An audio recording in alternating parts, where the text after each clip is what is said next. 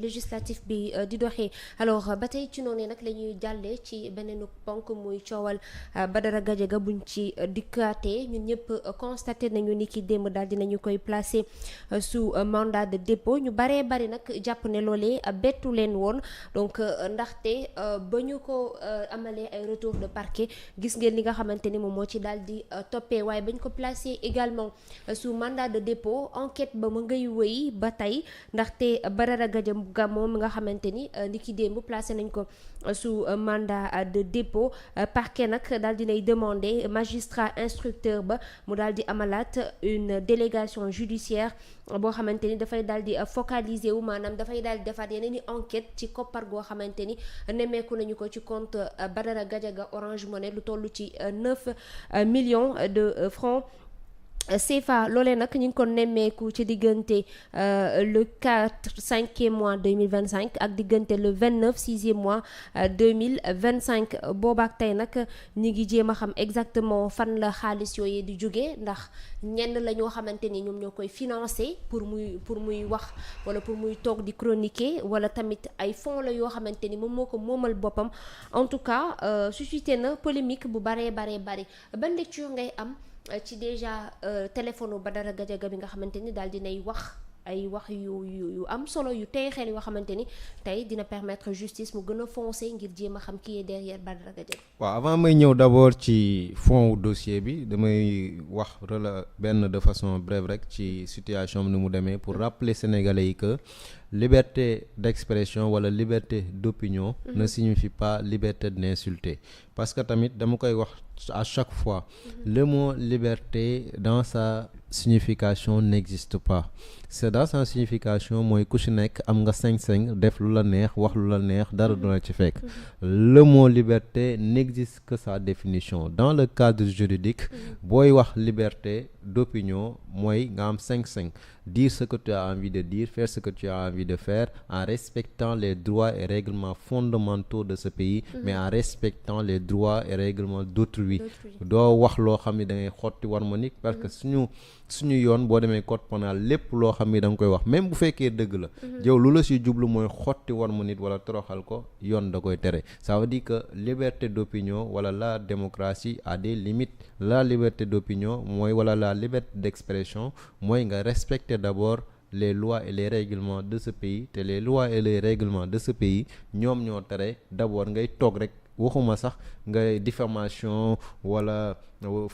division de fausse nouvelle mais nga wax loo xam ne da ngay xotti war ma nit rek suñu code pénal da koo tere donc ñi koy défendre également nañu xam ne ñi ngi défendre koo xam ni nekkul ci dëgg. Bu ñu demee ci fond dossier bi wax nga ni ñu ci bëri njortoon nañ ni dañ koy mettre li nga xam ni sous mandat de dépôt parce que tamit procureur dafa am ay 5 yoo xam ni tamit yoon moo ko may surtout bu ñu lay toppee ci wàllum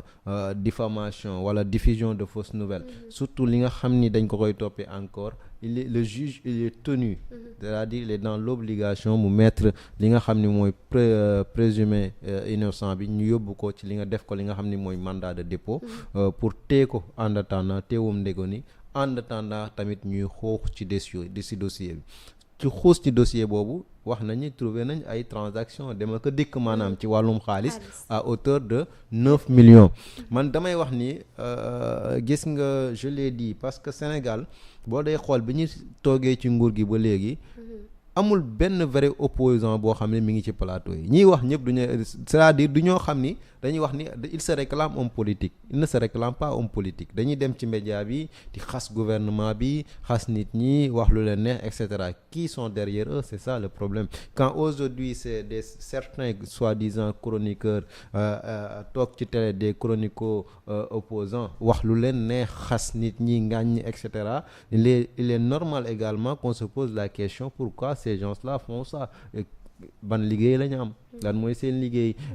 ñoo xam ni boo leen laajee ñu ni ñoom duñu ay acteurs politiques mais ay chroniqueurs lañ chroniqueur boo xam ni yow lu la tax a jóg mooy chargé benn nit boo xam ni or que yow defoo li nga xam ni moom mooy yamale entre opposition bi wala pouvoir bi mais da ngay chargé benn nit boo xam ni surtout les débats de personnes de teniruñu des débats techniques mais des débats aériens yoo xam ni ci nit lañ koy jëmale ça pose énormément de problèmes donc bu ñu génnee lu mel nii ni am na xaalis boo xam ne njott nañ ni ay transaction mi ngi dem ak a ñëw c'est tout à fait normal ñu def ay enquête xool est-ce que diw mi amul lu ko doon motiver muy toog ci plateau yi di xas benn nit du jour au lendemain. mais tey jii en tant que sénégalais ñu baree bari jàpp ne dañu commencé di bafouer li nga xamante ne wala di piétiner li nga xam moom mooy la liberté d'expression comme ni nga ko waxee tout à l'heure du lu jug ñu ne liberté d'expression mais tey jii arrestation yi commencé na di bari ku mel ni tey jii Bachir Fofana mi ngi ci kaso bi Moustapha Diakhaté mi ngi ci kaso bi Abdou Nguer mi ngi ci kaso bi eux tous ils se réclament des chroniqueurs d'accord mais est-ce que tamit arrestation yi commencé wul di bari. arrestation yi day bëri bu fekkee ni yaa ngi continuer di jalgati yoon je veux rappeler que ni yoon dañ ko fi teg te l'État lui est concomitant à l'ordre juridique et à la puissance fexe ba yoon yi nga xam ni teg nañ ko ñi nga xam ni moom mooy autorité publique yi mu faire respecter la loi aux Sénégalais mais également montrer sa puissance l'État également c'est l'autorité publique qui dirige l'État pour territoire, population, mais également l'autorité publique. Et la première autorité publique de ce pays, c'est le président de la République. ak ñi nga xam ni ñoom ñoo nekk justice beeg et cetera donc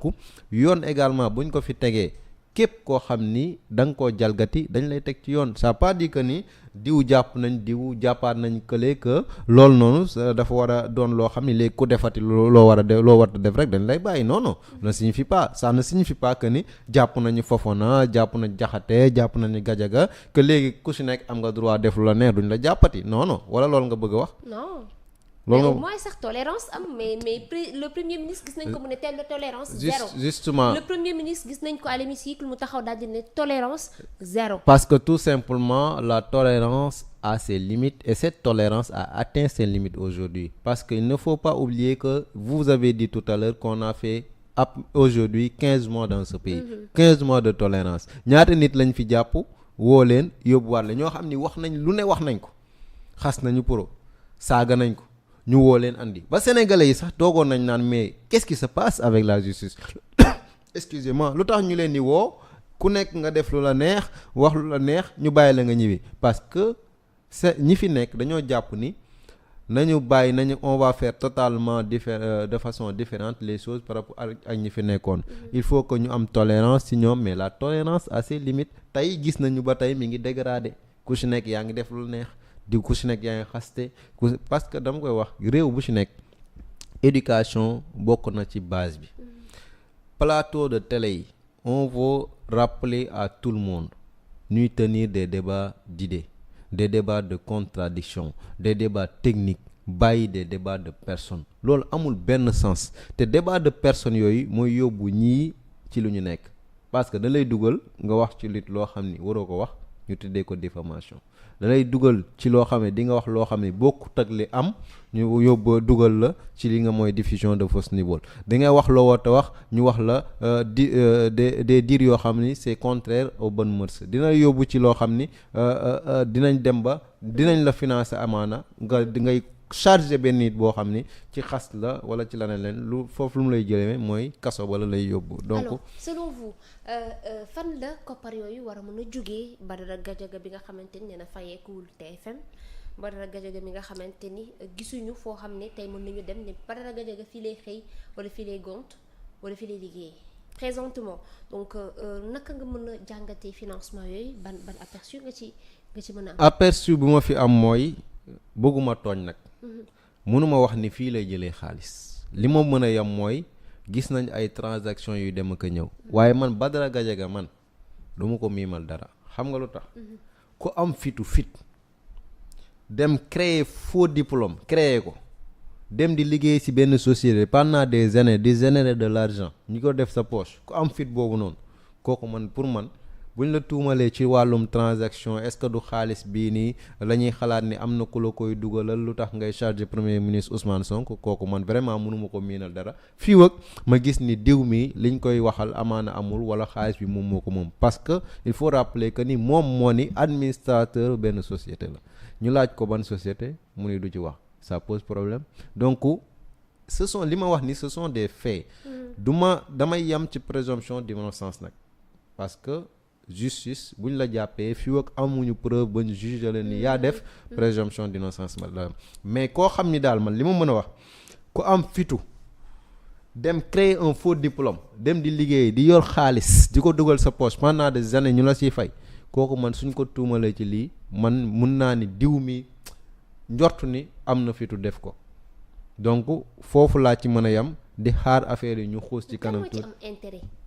réew Sénégal actuellement. ñi fi am intérêt mooy ñi bañ Ousmane Sonko parce que tamit il faut que qu'on dise les choses il y a des gens yoo xam ni dañoo bañ Ousmane Sonko ba bañ réew mi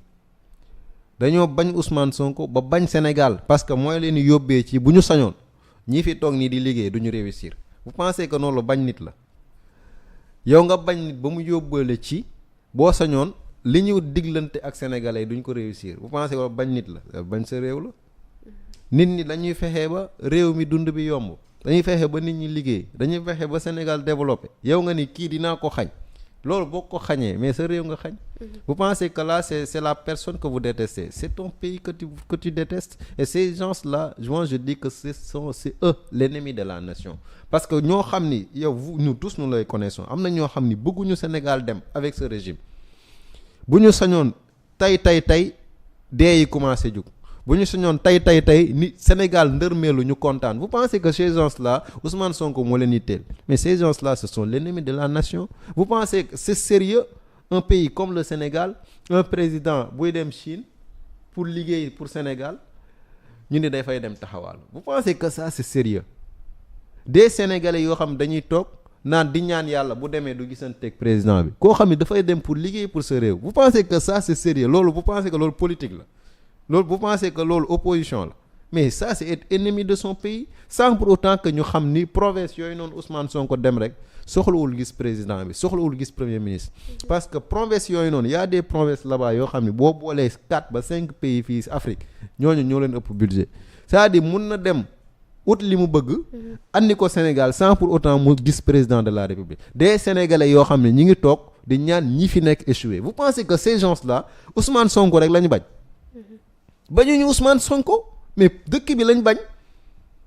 man je dis que la politique c'est quoi Ousmane Sonko mi ngi def dara ci mbay mi mais ñëw waxal ni mbay mi lii Ousmane Sonko jéego yi mu ci teg ànduma ci lu tax parce que lii ak lii bu ko defee fii lay jëmale réew mi te loolu baaxul. à travers des arguments. Loolu mooy politique.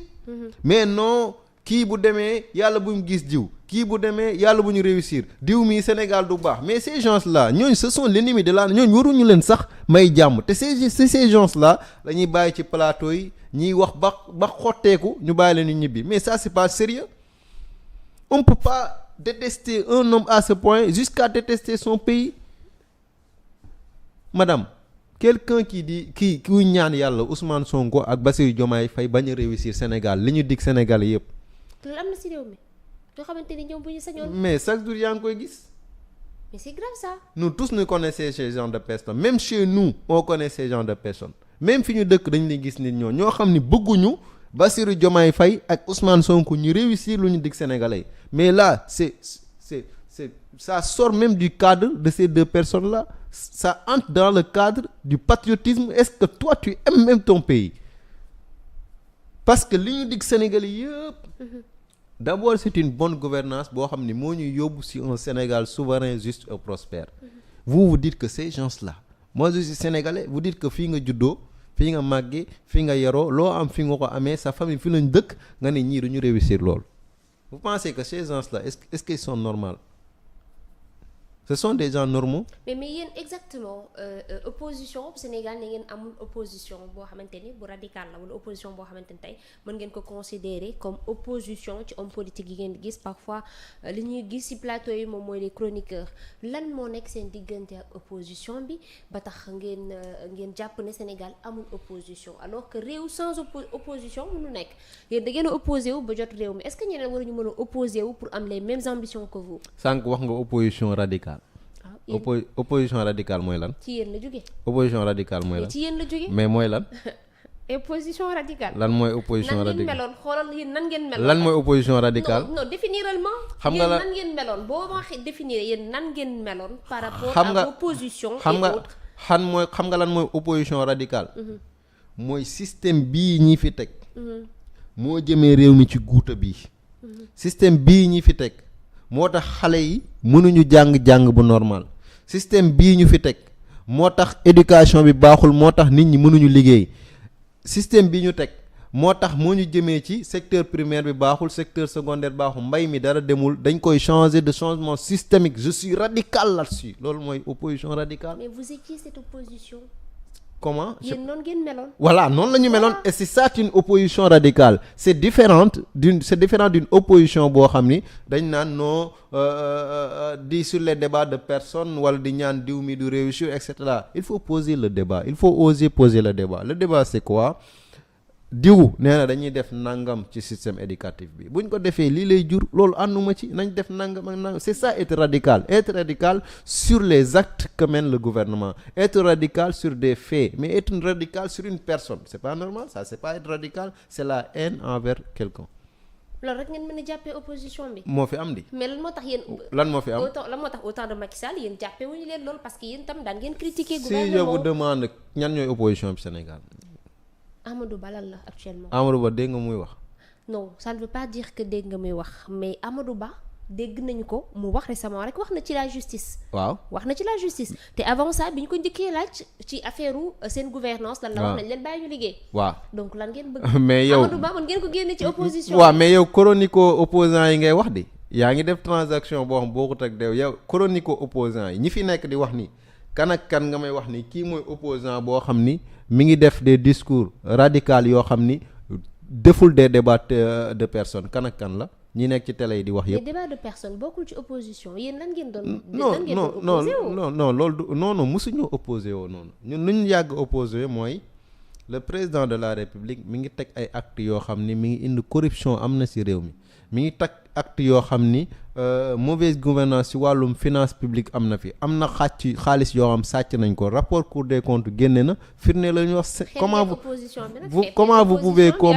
comprendre plus de 5 000 milliards yoo xam ni yow leb nga ko kenn xamul yow mu waxoo Sénégalais yi leb naa ko. waxoo foo ko dugal vous pensez que ça c'est normal 114 milliards yoo xam ne jëlee nga ko ci trésor dem dugal ko ci banques yi à recouvrer pour que mu juraat nga jëlaat xaalis boobu dugalaa ko vous pensez que ça c'est une mauvaise gouvernance boo xam ni loolu lañ doon yee Sénégalais yi pour wan leen ni ñii fi nekkoon doxalin bu ñaaw bi ñu yoroon réew mi mais on n'a jamais été sur des débats de personnes yooyu lay la commencé parce que nag c'est normal de xam nga tax parce que Ousmane Sonko moo leen xañ li ñu nekkoon yëpp Ousmane Sonko leen ko xañ nit ñoo xam ni dañuy toog je donne un exemple la société benn nu mu tëddati j'ai oublié le nom boo xam ni 1000 employés ñoo fa nekkoon di liggéey or que 500 employés ñooy liggéey 500 yi ñëwuñu xëy si vous pensez que ça c'est normal ñuy tëdd di nelaw ñoo xam ni 30 décembre 2023 la seen contrat jeex ñoo xam mutuelle de santé moo leen doon fay ñooñu vous pensez que ça c'est normal ñun loolu. alors que yaa ngi dégg ay nit ñu licencié te doo comprendre exactement licenciement yooyu. licenciement yooyu noonu yëpp nag yooyu moo ko waral. yooyu nag yooyu lañ doon xeex. c'est-à-dire si débat technique sur des faits lañ leen doon teg tey li Ousmane Sonko doon wax tout c'est au niveau de l'hémicycle parlement yëpp am na parce que gis nañ ko mais ñoom lu ñuy wax lu am. Ousmane Sonko tout mais kooku am na ndey ak bàyyi na xeeb nañ leen de actuellement war ngeen indi ay arguments c'est à eux de relever le défi tey am na koo woo lu tax ñëwul nee na dafa dem soutenir Badara Gadiaga bari soutenir mënoon na ñëw rek ñu def débat en tout cas mi ngi noonu suñu dernier point laataa ñu ciy dugg dañuy daal di def benn taxaw seetlu wax sax ci ba tey Badara Gadiaga gis nañu suñu confrère boo xamante ni daal dinañ koy teg loxo foofee ca Ndakaaru